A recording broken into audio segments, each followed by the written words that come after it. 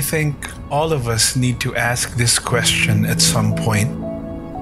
Is God holy? And what does that mean for us if He is? If He is not, then we can do whatever we want, because then how we live our lives would not really matter in eternity. But He is holy. The Bible declares His holiness from end to end.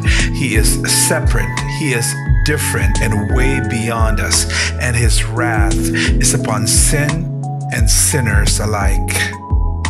What hope is there for us then? A people of unclean hearts who live in an unclean generation. Is there hope for us? Praise be to God because of His mercy and love through the death and resurrection of Jesus, that those whom He called, He also justified. We will not be destroyed in His holy presence, but instead we are made right with Him whom we dishonored.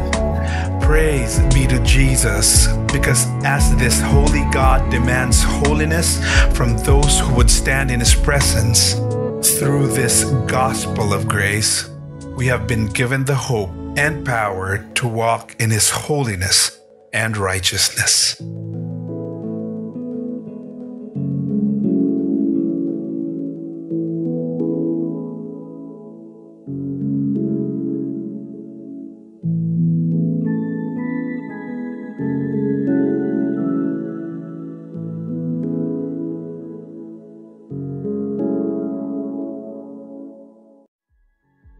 Hi, my name is Tony Reinke, author of the book 12 Ways Your Phone is Changing You.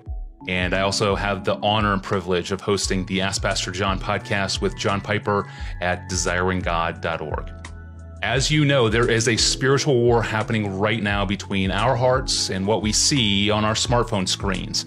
And my task this year is to help you see this battle more clearly so that you can, in turn, help others see what's at stake in this battle. Right now, biblical clarity on the temptations of social media and digital media is one of the most important ways that we are discipling others towards holiness in our age.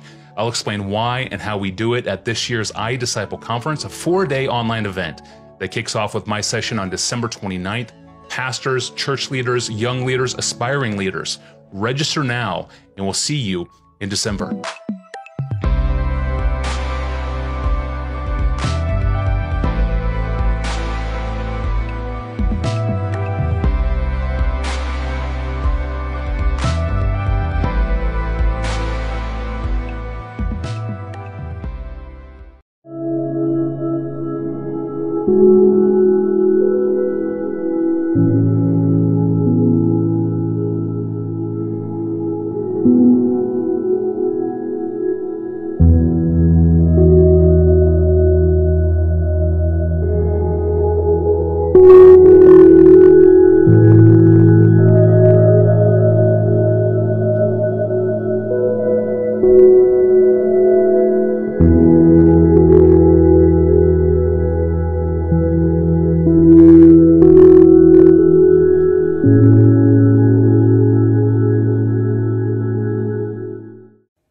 Maya pahabak po ken bawat metong kiyakatamongan. Yan pong may halabasan na bulan ang pong Aldo. Dakal tamo po ay experience sa kapagsubukan king kiyakatamong di.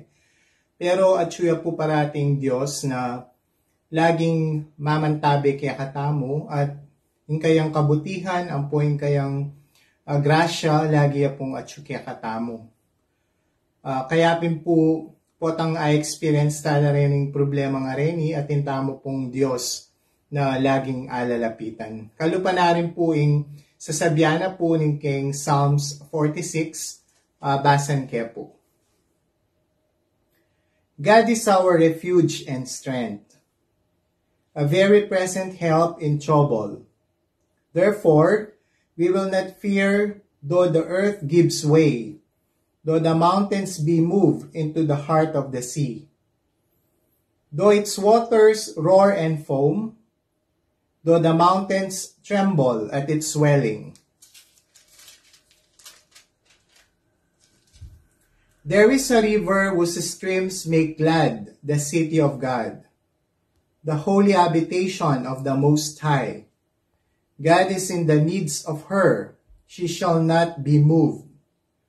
God will help her when morning dawns. The nations rage, the kingdoms totter.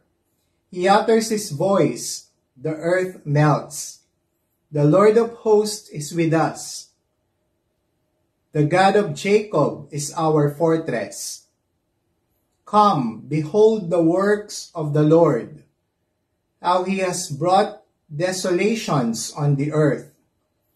He breaks the bow and shatters the spear.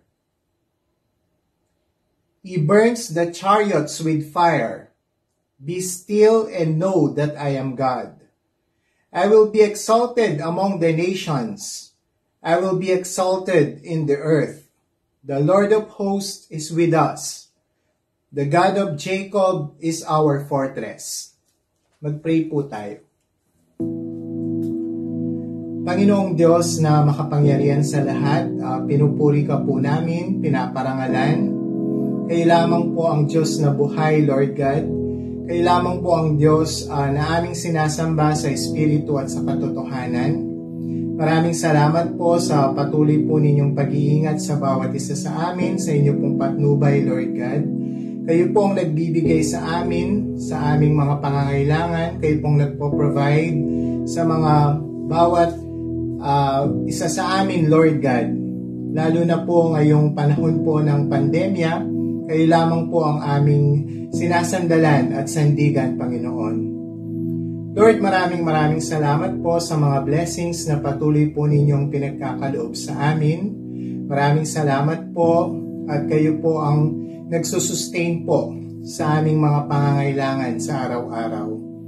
Lord, ngayong oras po na ito, dalangin din po namin na kayo po ang magbigay po ng heavenly wisdom sa amin pong pastor, na siya po ang mangunguna po sa pag-share po ng inyong salita, Lord God. Na siya po ang magbibigay po ng inyong salita sa bawat isa sa amin. Naway ang lahat pong ito ay tumimo po sa aming isip at sa aming mga puso, Lord God. At may apply po namin sa aming sari-sariling mga buhay.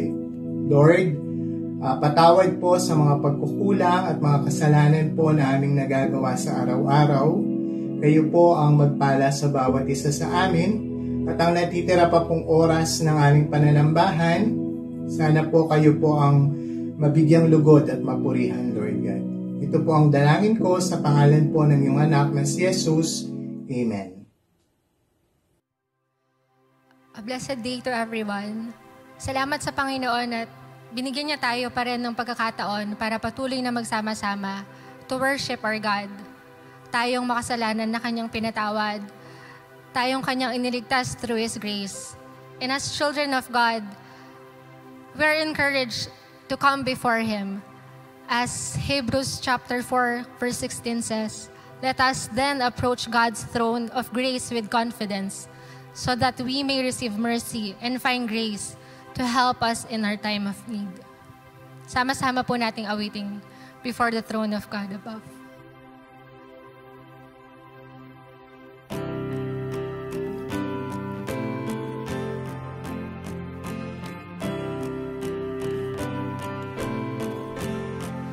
Before the throne of God above, I have a strong and perfect need, a great high priest whose name is love, whoever lives and pleads for me.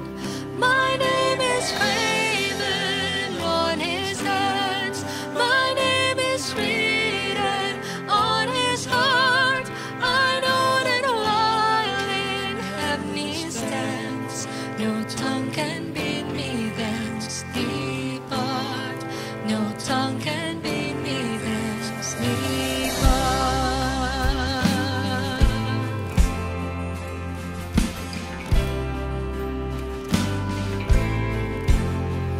When Satan tempts me to despair and tells me of the guilt within, upon I look and see him there, who made an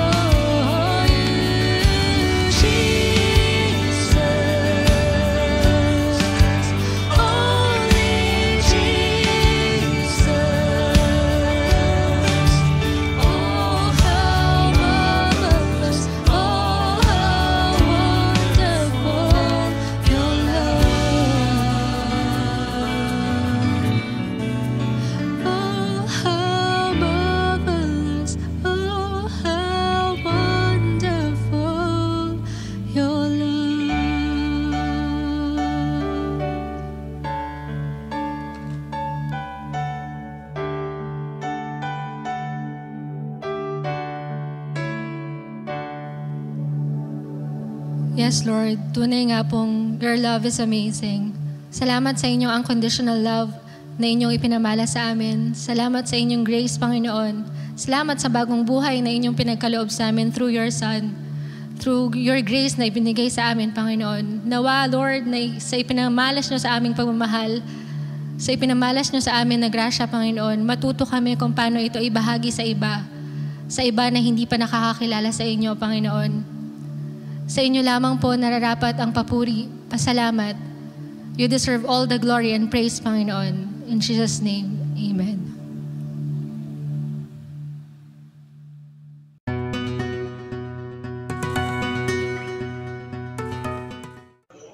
Isang mapagpalang umaga po sa ating lahat. Ang ating pong paksang talata ay matatagpuan sa Aklat ni Juan, Kabanata 14, talata 1 hanggang 6. Uulitin ko po, ang ating pong paksang talata ay matatagpuan sa Aklat ni Juan, Kabanata 14, talata 1 hanggang 6. Babasahin ko na po. Huwag na kayong mabalisa, sumampalataya kayo sa Diyos. Sumampalataya din kayo sa akin. Sa bahay ng aking ama ay maraming silid. Kung hindi ito totoo, sasabihin ko ba sa inyong pupunta ako roon upang ipaghanda ko kayo ng inyong matitirhan? At kapag naipaghanda ko na kayo ng matitirhan, ako'y babalik at isasama ko kayo upang kayo'y makapiling ko kung saan ako naroon. At alam na ninyo ang daan papunta sa pupuntahan ko. Sinabi sa kanya ni Tomas, Panginoon, hindi po namin alam kung saan kayo pupunta. Paano namin malalaman ang daan? Sumagot si Jesus, Ako ang daan, ang katotohanan at ang buhay. Walang makakapunta sa Ama, kundi sa pamamagitan ko. Ang Diyos po ang magpala sa pagkabasa ng kanyang salita. Ang Ama ay papurihan, Anak, Espiritong Banal,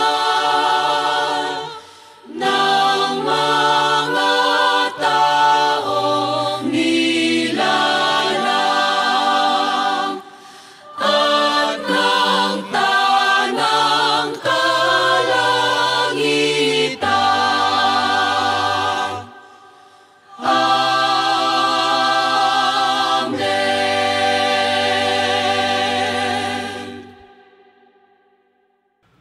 Isa pong magandang umagang muli sa ating lahat. Dumating na naman po ang araw na ating pinanambikan, ang araw na pagsamba sa ating Panginoon. So marahil po, ang lahat ay handang-handa na magmula pa kahapon, nanalangin na para sa mensahe ng Panginoon ngayon. At salamat po sa mga prayers ninyo. Alam po ba ninyo na magmula nang dumating ang kasalanan sa mundong ito, samot-saring problema na ang dumating? Sino nga ba naman ang hindi magkakaproblema, ang hindi mababalisa? Kung sakaling makita ang mga samot-saring problemang ito. Halimbawa, ang magulang, nakita niya ang kanyang mga anak na nag-aaway, na dati kailanman ay makita mo very sweet sila. Ang paglaban ng anak sa magulang ay para bang lumalaki ngayon at dumarami. Yung paggalang, yung kautusan ng Diyos, honor thy father and thy mother, ngayon po makikita mo parang trato na lamang ng isang kaibigan o isang normal na tao ang trato ng anak sa kanyang magulang. Ang magbiyanan, nag-aaway din. Maging yung mag-asawa, parang marami ang naghihiwalayan, yung abortion. Sino nga ba naman ang hindi magingit sa unfair treatment ng hukuman o ng batas ng gobyerno natin? Ang isang mahirap, napakadaling idala sa bilangguan. Samantalang ang isang may pangalan at makapangyarihan sa gobyerno, kapag siya ay nagkasala, resignation lamang ang kanyang parusa. Opo, nakakapagngingit-ngit dahil nga sa kasalanan. Hindi ba ninyo nakikita parang ang kalikasan ay nagalit na rin dahil sa kasalanang nangyayari sa mundong ito? Maraming kalamidad ang dumarating. Ang lindol parang sa mga dako na noon ay wala, ngayon napakaraming lindol. Ang bagyong si Rolly, na marami ang mga taong tumawag sa Diyos dahil sila ay ninenerbyos, dahil nababalisa, dahil sa maraming nasira. Ngayon, ang lahat ay nandito upang tingnan naman natin ang nangyari noong unang panahon na ito ay mensahe ng ating Panginoong Hesus, yung kanyang comforting words na matatagpuan sa John chapter 14, verse 1 to 6. Ito ay sinabi niya sa mga apostol na yung mga apostol noon ay nababalisa dahil mayroong malaking problema na mangyayari sa sitwasyon nila. Ganito po ang nakasulat. Huwag magulumihan ang inyong puso. Magsisampalataya kayo sa Diyos. Magsisampalataya naman kayo sa akin. Sa bahay ng aking Ama ay maraming tahanan. Kung di gayon ay sinasabi ko sana sa inyo, sapagkat ako'y paroroon upang ipaghanda ko kayo ng dakong kalalagyan. At kung ako'y pumaroon at kayo'y may paghanda ng kalalagyan, ay muling paririto ako at kayo'y tatanggapin sa aking sarili upang kung saan ako naroon, kayo naman ay paroroon din. Sinabi sa kanya ni Tomas, Panginoon, hindi namin alam kung saan ka paroroon. Paano ngang malalaman namin ang doon? Sinabi sa kanya ni Jesus, ako ang daan at ang katotohanan at ang buhay. Sino man ang di makaparoon sa Ama, sino man ang hindi makaparoon sa Ama, ay walang makaparoon sa Ama kundi sa pamamagitan ko. Sa tagpong ito, ang mga apostol ay lungkot na lungkot. Dahil sa mangyayaring sa ating Panginoon at sa pamamagitan ng pagitan nila ng Panginoong Yesus at nitong mga alagad niya, na nangyayaring sinabi ng Panginoon noon pa ay mangyayari na sa oras na ito. Sino nga ba naman ang hindi malulungkot? Ang nakasama nilang Panginoon na kumakain at natutulog sa loob ng 3 taon. Ang Panginoon na nagturo sa kanila ng mabubuting bagay at pagpapahayag ng mga ito sa mga tao ay lilisan. Lilisan, hindi pupunta sa ibang lugar, kung hindi lilisan ng may malupit na mangyayari sa kanya.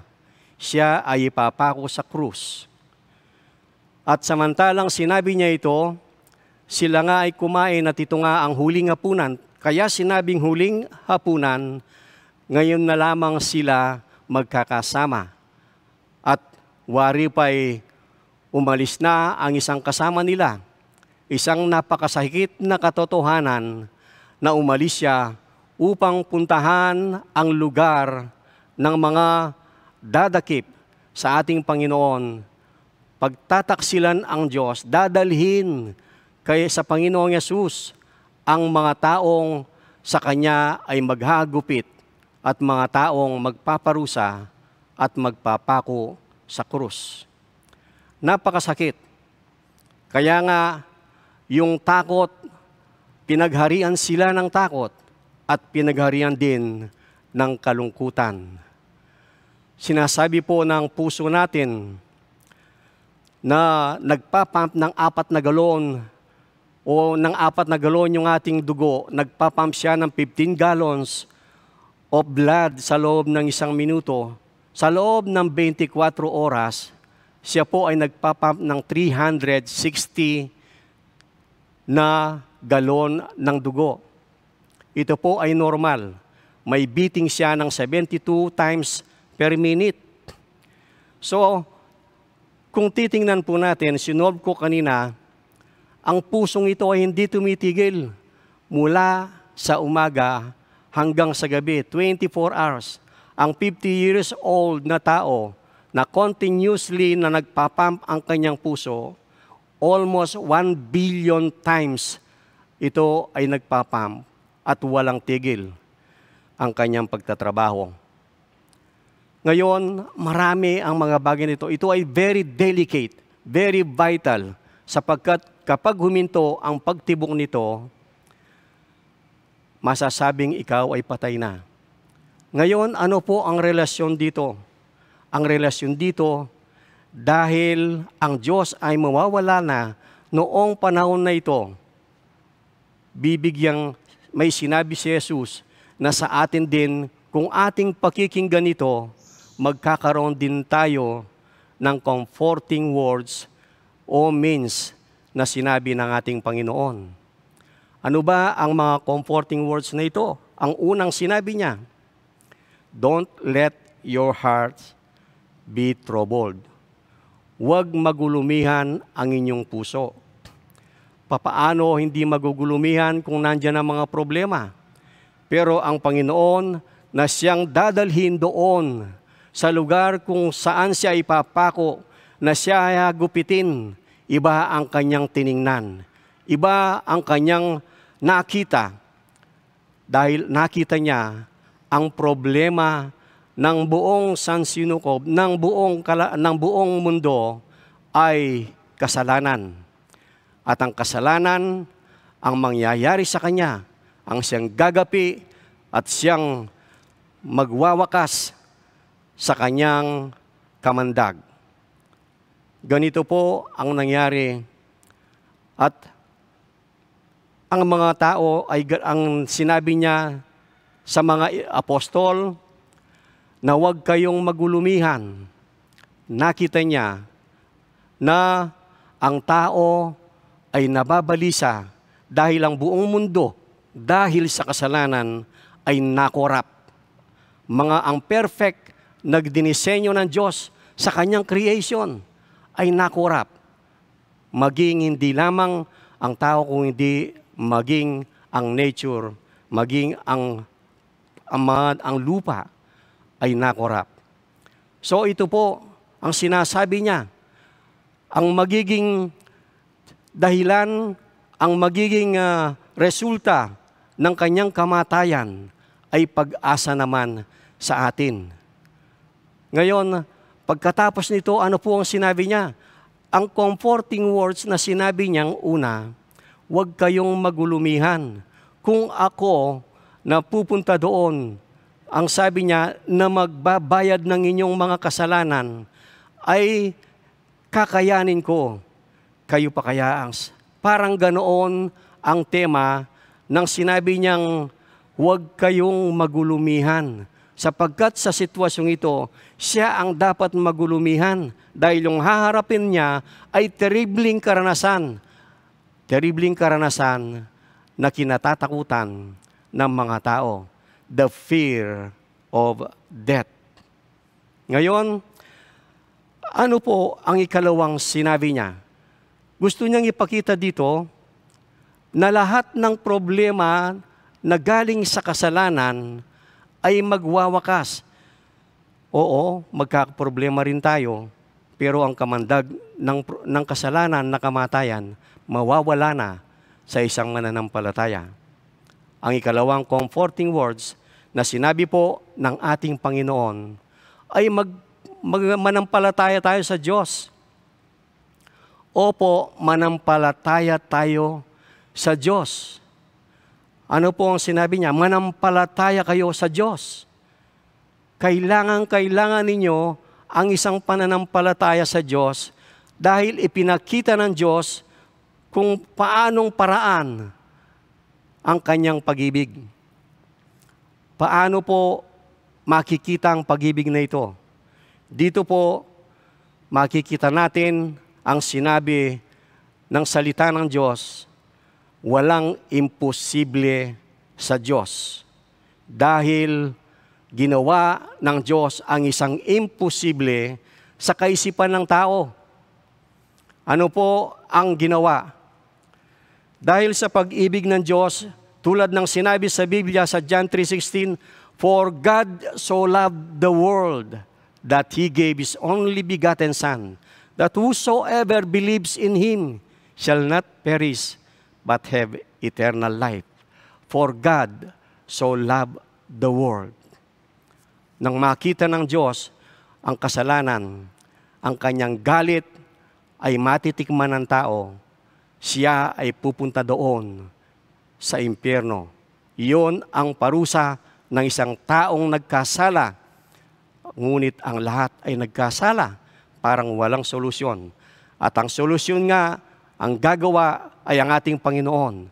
Kaya ang unang nangyari, ang sabi sa John chapter 6, verse 37 to 39, "Lalapit sa akin ang lahat ng ilalapit ng Ama, at hindi ko sila itataboy. Bumaba ako mula sa langit, hindi dahil sa aking kalooban, kung hindi dahil sa kalooban ng aking Ama.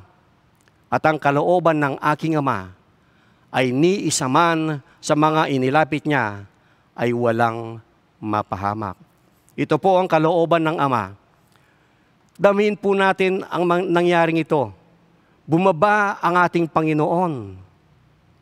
Dala ang kalooban ng Diyos. Ang kalooban ng Diyos ay pag-ibig dahil ang bugtong niyang anak ay bababa dito sa lupa. Bababa siya hindi upang i-enjoy ang buhay, kung hindi maranasan niya ang lahat ng mga bagay na napakahirap. Opo, ito. Sabi niya, ang kalooban ng Ama. So dumating po ang ating Panginoon. Ang kalooban niya ngayon ang gagawin.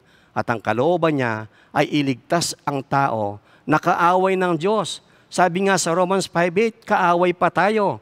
Minahal na tayo ng Diyos at pinadala ang kanyang bugtong na anak. Kaaway tayo at ni minsan ay hindi tayo pwedeng makalapit sa Diyos dahil nga sa laki ng kasalanan.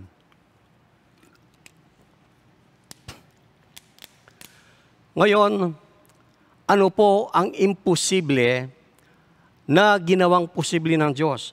Dahil sa laki ng pagmamahal ng Diyos, ano po itong bagay na ito? Kung sa lupa, mangyayari ba na hatulan ng kamatayan ang hindi gumawa ng kamatayan, ng kasalanan? Kung halimbawa ang anak mo nagkasala, anak mo na siya, at ikaw ang isasalang sa kamatayan, hindi ba masakit? Hindi, papayag kaya yung mga anak mo? Papayag kaya ang asawa mo? Pero sa pagmamahal ng Diyos, ano po ang nangyari? Nangyari dahil sa pag-ibig niya, He sent His begotten Son. Para nang sa ganon, ang imposibleng walang kasalanan na Diyos, walang kasalanan na si Jesus, ililipat sa Kanya ang kasalanan ng lahat upang siya patawan, hatulan ng kamatayan. At ang galit ng Diyos ay dinala sa Kanya at aalisin sa atin dahil sa gagawin ng Panginoong Yesus. Ito po ay imposible. Pero ano ang sinabi ng John chapter 5 verse ng 2 Corinthians chapter 5 verse 31? Ang sabi niya, siya ay walang kasalanan, walang alam sa kasalanan. Ginawa niyang makasalanan upang iharap tayo ng walang kapintasan sa harapan ng Diyos. Ganito po yon ang pagmamahal ng Diyos. Kung titingnan natin yung kanyang magnitude, yung kanyang laki, infinite, hindi kayang ma-describe. Kaya sinabi nga, hindi kayang itarusin ng karunungan ng tao ang pag-ibig ng Diyos. Totoo po yun. Biro mo naman, kasalanan ko, kasalanan ninyo, kasalanan ng mga taong lumapit sa Panginoong Yesus na nilapit ng Ama, papatawan ng parusa ng kasalanan nila, ilalagay sa ating Panginoong Yesus. At ang sinabi noon, walang kapintasan dahil bibihisan tayo ng walang kasalanang kalagayan ng Panginoong Yesus. Magpapalit ng mga ginawa. Sa loob ng buhay na ito, namuhay ang ating Panginoon, hindi siya nagkasala. So yun po ang nakita kong makikita natin na imposible, pero naging posible. Dahil siya ay Diyos. Ang standard ng Diyos ay ang kanyang sarili at ang standard naman natin ay ang Diyos. Kaya nga, sa standard ng Diyos, pwedeng ang kasalanan ng lahat ng mga nagkasalang tao na lumapit sa Kanya ay mawalan ng kasalanan dahil sa ginawa ng ating Panginoong Yesus. Kaya nga sinabi niya, bumaba ako, dala ko ang kalooban ng Ama at ang kalooban niya ni isa, walang mapahamak sa inyo na lumapit sa akin. So yun po ang nangyari. Manampalataya kayo sa Diyos. Hindi lamang po iyon ang nangyari. Kung hindi kinumpleto pa ng Diyos, nang patawarin tayo sa kasalanan dahil sa ginawa ng ating Panginoong Yesus, tayo ay magiging banal sa harapan ng ating Panginoon. Bagamat araw-araw nagkakasala tayo, sa tingin ng Diyos, wala tayong kasalanan dahil malinis tayo. Hindi dahil sa mga gawa natin, nagkakasala nga tayo araw-araw. Kung hindi ang nakikita ng Diyos Ama ay ang ginawa ng ating Panginoong Yesus. Ang pangalawang sinabi ng ating Panginoong Yesus, upang ma-comfort lalo tayo, ang sabi niya, sa bahay ng aking Ama ay maraming tahanan. Kung di gayon, ay sinasabi ko sana sa inyo, sapagkat ako'y paroroon upang ipaganda ko kayo ng dakong kalalagyan. Ito po ang sinasabi niya. Hindi lamang pinatawad ang ating kasalanan, kundi aalisin tayo dito sa problematic world na ito. Dahil ang kasalanan ay nandito, pero ang Diyos ipaghahanda tayo. Para bang kung pakikinggan mo ang Panginoon sa kanyang resurrection sa pagpunta doon, sabik na sabik siyang pumunta doon at sabik din na babalik upang kunin tayo. Dahil sinabi niya doon, ang bahay ng aking Ama, ang sabi niya, ay maraming silid. Sinabi pa nga sa ibang translation, mga mansion Mga mansion yon. Ano bang klase ang bahay na ito? Sinabi po sa chapter 21 ng Revelation, magmula sa verse 19, makikita po natin doon. Tingnan po ninyo. Ang sabi niya doon, sa Tagalog, sa Magandang Balita, Biblia, ang sabi doon, ang sukat ng new city, ng lungsod na inihandar ng Diyos ay 2,400 kilometers. Sabi ng mga theologians, ito po ay sinlaki ng 2/3 ng Amerika. Ang kanyang lawak, ang kanyang width, ganoon po square ang lungsod. At may taas siyang 65 meters na wall. Ang wall niya, hindi pa ako nakakita nitong sinasabi, ay gawa sa jasper sa English, na ang buong yon ay may sukat na 65 meters. Tingnan po natin dito sa verse, sa chapter 21. Sabi po dito sa chapter 9, sa verse 19, the foundation stones of the city wall were adorned with every kind of precious stone. Mahalagang mga stone ang nakalagay doon. Ang unang pundasyon, sabi niya, ay gawa sa jasper. Ang ikalawa ay sapphire, ang ikatlo ay chalcedon, at ang fourth ay emerald. Gaano ko man sabihin nito, hindi ko alam i-describe sa inyo ginto pa lang ang nakita ko at diamond. Pero itong sinasabi ng Diyos, ito ay mga bagay na napakahalaga. Kung ang mga creation ng Diyos dito sa mundong ito, namamangha tayo, doon lalo tayong mamamangha. Dahil sinasabi doon, ang buong lungsod ay balot, ay gawa doon sa ginto. Ang street nito, ang daan, ay kumikinang parang kristal, parang salamin, ang ginto na nakaloob doon. Ito po, ganyan ang pagmamahal ng ating Diyos. Dadalhin tayo sa lugar kung saan wala nang mag-reject sa atin. Wala nang unfair treatment. Wala nang sakit na magbibigay takot sa atin. Wala nang kriminalidad. Wala nang tatanda. Wala nang kamatayan.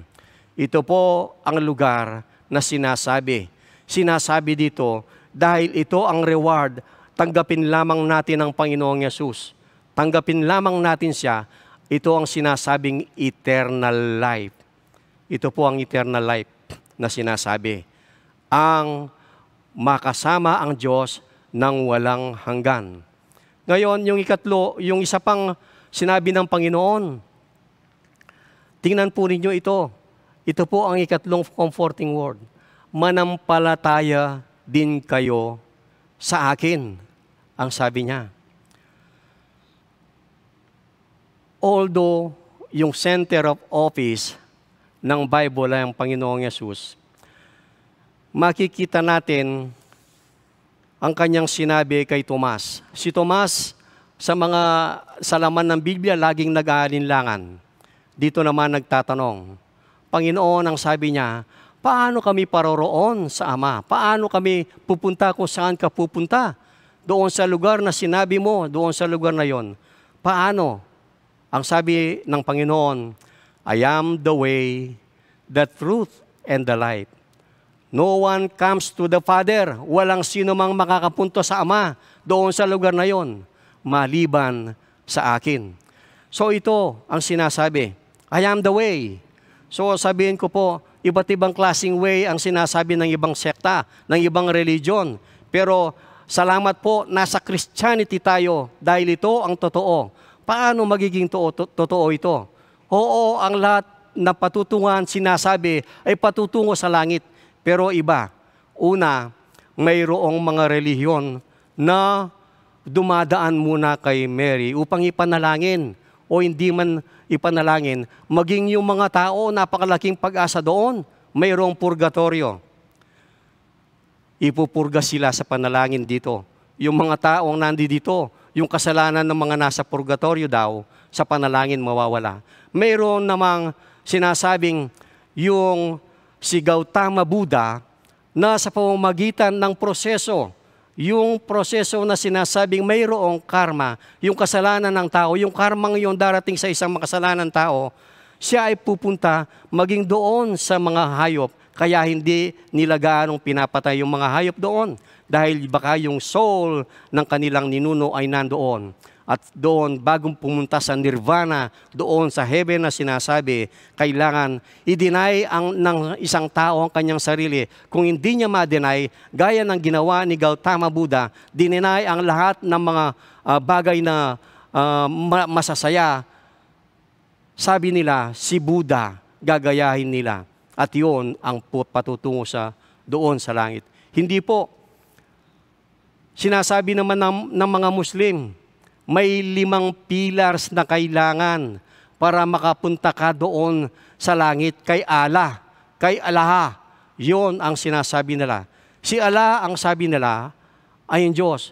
Kaya ang unang kanilang step ay confession of faith. Anong confession of faith nila? Una, ang sabi nila, isang Diyos. Si Allah. Si Allah ang Diyos at iisa ang mensahero ni Allah. Sino?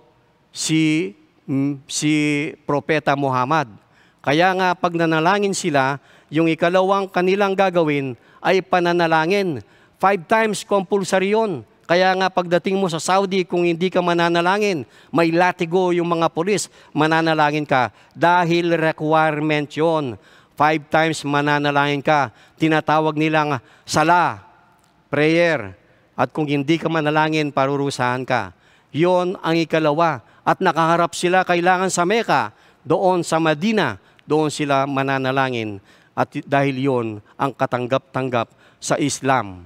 Ang ikatlo ay almsgiving. Ang almsgiving, maganda nga naman. Gawaing maganda. Magbibigay ng limos. Ang ikaapat ay fasting. Ramadan. Kaya nga may Ramadan. Mayroong fasting. Hindi daw sila kumakain ng 40 days. At ang ikalima ay Hajj, ay pilgrimage. Ang bawat Muslim, kanilang nire-require na makapunta doon sa Mecca, doon sa Medina, at ang kanilang sinasabi, para silang doon ay complete at ligtas na sila. Yan ang kaligtasan ng Muslim. Ganoon din ang kaligtasan na sinasabi ng Buddhist kay Gautama Buddha. Pero ito nga ba ang way? Hindi po iyon ang way. Ako po ay naniniwala, tiwalang-tiwala sa aking naranasan, sa aking nabasa, na iisa lamang ang way. At ito ay ang Panginoong Yesus. Ang sabi niya, I am the way. Ang sabi niya. Paano ko po paniniwalaan yon? Siya rin ang katotohanan at siya rin ang buhay. Una, ang problema ay kasalanan. Ang naging problema ay pagitan ng Diyos at ng tao. So kailangan merong mamagitan, hindi yung proseso ng tao. Kaya nga sa 1 Timothy chapter 2, verse 5, ang sabi niya, for there is only one God and one mediator between God and man. Siya ay ang Panginoong Yesus. Bakit siya ang mediator? Kasi yung deity ng Panginoon, siya ay Diyos. At siya rin ay nagkatawan tao. Nang tumira dito, siya ay tao. So siya ay Diyos at siya ay tao. Yung both parties na mayroong nawala yung kanilang magandang relasyon, ang Panginoon ang siyang papagitan. Ngunit may demand ang kasalanan. Ang demand naman niya, the wages of sin is death. Hindi lamang iba, klase ng death, sapagkat kahit na mamatay pa ang tao, hindi sapat. Dahil kailangan walang kapintasan. Noong una, mga animals ang papatayin. Ihandog yung dugo, iwiwisik doon sa lugar kung pa. Pero ang nangyayari noon, ano po? Sa araw lang na yon, tatakpan lamang ang kasalanan ng tao. Araw-araw, 2 sheep ang pinapatay. Pero upang magwakas na ito, ang ginawa ng Panginoon, isang banal, walang kapintasan, bumaba doon sa langit, pumunta dito sa lupa, at siya ang nagbayad ng kasalanan at nasatisfy ang demand ng kasalanan. The wages of sin is death.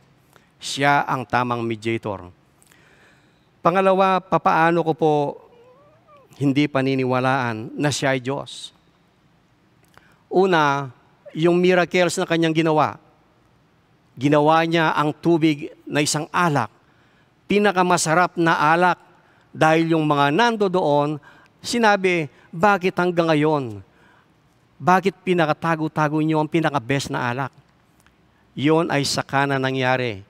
At may nangyari sa Bethsaida, merong nangyari din yung isang officer sa Capernaum, yung kanyang anak, ginamot ng ating Panginoon. Ang isang lumpo, nagamot niya. Ang isang babae na mayroong sakit na patuloy na may dugo na lumalabas, yun din ay pinatigil ng Panginoon. Ang Panginoon, sinong makagagawa na siya ay maglalakad sa tubig? Wala hanggang ngayon. Wala pang tao na walang equipment na pwedeng maglakad doon sa tubig. Yun ay ginawa ng Panginoon. Ang isa pa ang ginawa ng Panginoon, ang patay si Lazarus, kanyang binuhay. Sino sa mga propetang ito, sino sa mga prosesong ito na makagagawa nun kung hindi lamang ang isang Diyos? Ito po ang ginawa. Ang ikalawang sinabi ko, siya ay Diyos at ang kanyang miracle ay patunay na siya nga ang daan. Yung ikatlong katunayan na aking pinanghahawakan ay hindi pwedeng magsinungaling ang Diyos sa kanyang sinabi na I am the way, the truth, and the life. Dahil ang Diyos ay hindi pwedeng magsinungaling. Sa Numbers 23 verse 19 sinasabi na hindi pwedeng magsinungaling ang Diyos ni ang anak ng Diyos para sila ay magsisi. So sinasabi yon. Maging ang Old Testament na sinasabing isang gospel, si Isaiah, sinabi niya wala siyang kasalanan, pinataw sa kanya ang kasalanan. Kung wala siyang kasalanan, hindi siya sinungaling. At pinatotohanan din ni Apostol Pablo na sabi niya nga, yung sinabi kanina, hindi siya nagkasala, ngunit binigyan siya ng kasalanan upang maging wala tayong kapintasan sa harapan ng Diyos. Kaya po ako ay naniniwala sa sinabi ng ating Panginoon na I am the way, the truth, and the life, dahil siya lamang ang hindi pwedeng magsinungaling at totoo ang kanyang sinabi. Yung mga ebidensyang yon para sa akin ay sapat na sapat upang siya ang maging daan, siya ang katotohanan at siya rin ang buhay. Ang buhay na binigay ay eternal life. Walang hanggan. Ito ay different doon sa sinasabing buhay na walang hanggan ng mga hindi kumilala sa Kanya. May buhay nga sila na walang hanggan, pero ay tinatawag itong impyerno. Ito ay kapahamakan. Ito ay second death, condemnation. Kaya nga po, yung mga taong nakikinig ngayon, nawa po kayo mag-isip-isip po tayo. Kanino tayo lalapit? Hindi ba sa ating Panginoon? Finally, gusto ko pong matapos sa ganito. Noong Wednesday, mayroon tayong prayer meeting. Sinabi doon ang isang area ng success. Paano maging successful, magkaroon ng successful life. Obedience. Obedience po, pagkatapos narinig natin yung tatlong bagay na sinabi ng Panginoon upang magkaroon tayo ng comfort sa ating mga alalahanin sa mga nangyayaring ito, ang sabi po niya sa John chapter 10 verse 27, sabi niya, kilala ko ang aking mga tupa. They hear my voice and they follow me. I give them eternal life. Ang sabi niya, binigyan niya tayo ng eternal life. Yung eternal life na yon kailanman hindi na mawawala. Kaya nga, naniniwala ko, if we follow our Lord Jesus, kung susunod tayo sa gusto ng Diyos, tayo nga ay mga tunay na anak niya. May halimbawa po sa Bible, yung hindi nag-obey si Jonah. Inutusan po siya ng Diyos na humayo sa Ninive dahil masyado nang talamak sa kasalanan ng Ninive. Pero mahal ng Diyos ang Ninive. Pero sa nakita na ginawa ng mga taga Ninive sa lugar ni na Jonah, galit na galit si Jonah. Kaya ang ginawa niya, umalis siya, sumangkay ng mga sasakyang pandagat, opposite naman sa gusto ng Diyos kung saan siya tutungo pupunta. Sumakay siya ng barko o sumakay ng isang sasakyang pandagat. Nagbayad siya, ngunit sa kanyang pagsakay, biglang lumakas ang hangin at lumaki ang alon. Sa paglaki ng alon, parang mawawasak ang kanilang sinasakyan. Pero si Job, dahil sa walang pagmamahal sa mga kasama, natutulog. Natutulog lamang siya. Pero dahil gustong maligtas ng mga kasama niya, unang ginawa nila, tinapon yung kanilang mga bagahe. Alam po ninyo, kung itatapon lang yung ating mga bagahe, o limbawa, mga mamahaling bagay na hindi mawala sa atin, pero nagiging dahilan kung papaanong ang ating Panginoon ay hindi natin masamba, parang second time na lang, parang yung sinabi ng kapatid, reserba na lamang, parang goma na pag na-flat ka, doon mo lang maaalala, reserba. Pero ito, ang nangyari, nung itapon nila ang mga bagahe, walang nangyari kung hindi lalong lumakas.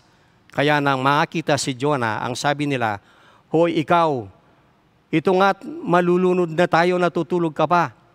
Tumawag ka nga sa Diyos mo. Ang sabi ni Job, tinakasan ko ang aking Diyos. Pinapupunta siya sa Ninibe, ngunit hindi siya umalis.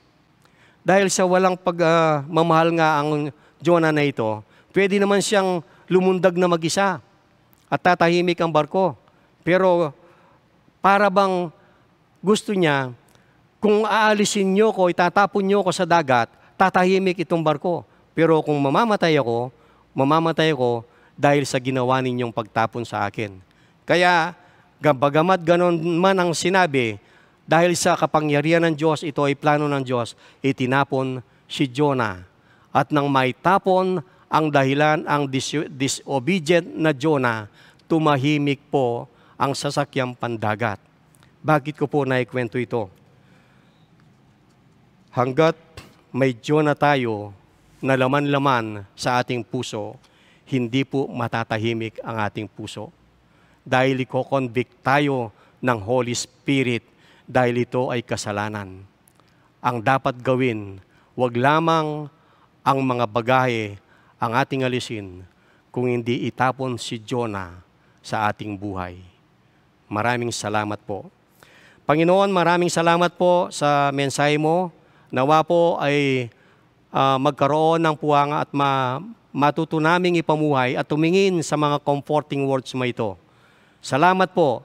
Ito po ang aming dalangin sa matamis na pangalan ng aming Panginoong si Jesus. Amen at amen.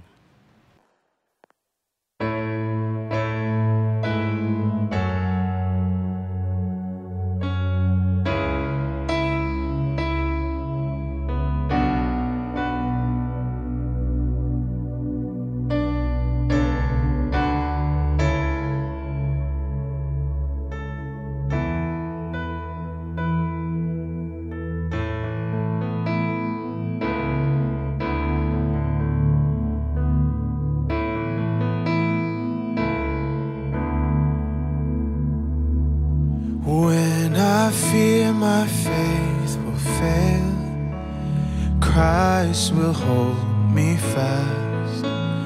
When the tempter would prevail, He will hold me fast.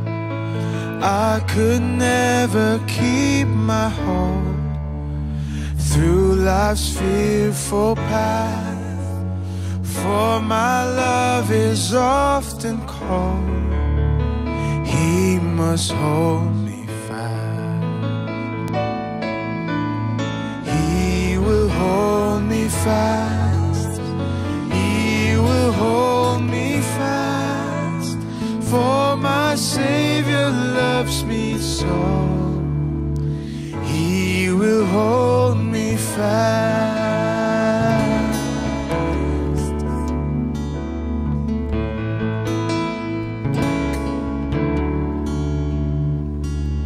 Those He saves are His delight. Christ will hold me fast. Precious in His holy sight, He will hold me fast. He'll not let my soul be lost. His promises shall last, bought by Him at such a cost. He will hold me fast. He will hold me fast. He will hold me fast. For my Savior loves me so.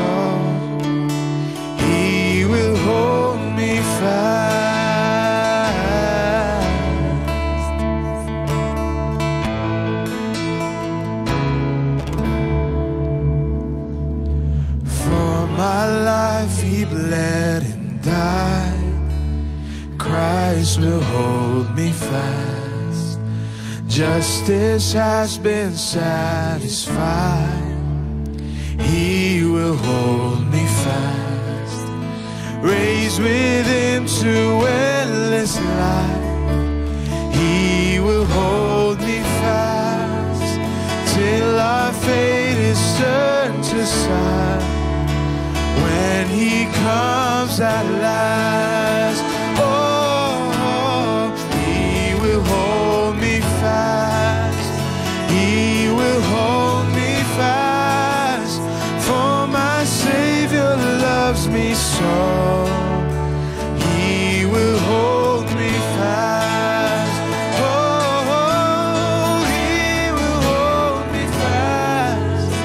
He will hold me fast. For my Savior loves me so.